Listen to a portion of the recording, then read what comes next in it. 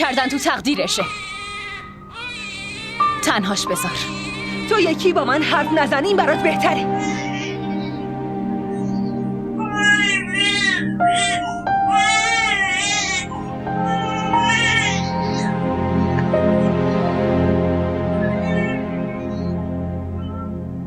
وای وای وای وای، سمی اینجا رو ببین بابا برای چی آورده.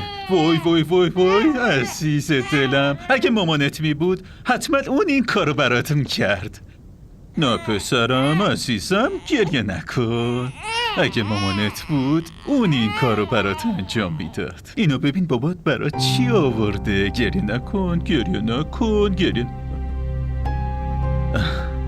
دخترم همه یه روز گریه میکنه.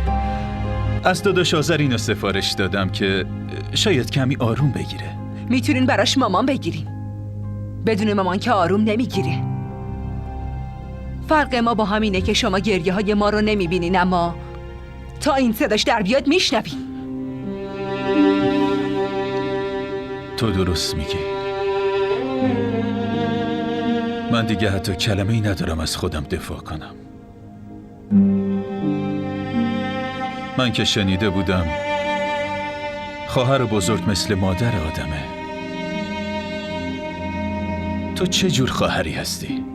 این بیچاره گریه میکنه، بیقراری میکنه، ولی تو حتی یک نگاه هم بهش نمیندازی. اون عابده که کوچیکه، نادونه، هنوز نمیفهمه. عابده نفهم نیست بابا. اون از هممون احساسی تره.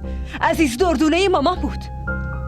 میدونستین که اون دنبال یه راه فرار از این خونه میگشت. امروز رفته بود خونه دوستش چون دلش نمیخواست به این خونه برگرده. من چیکار کنم؟ چجوری دلتون رو به دست بیارم؟ اون زمان که تو زلزله همه خانواده‌مو از دست دادم، اینقدر تنها نبودم که الان هستم.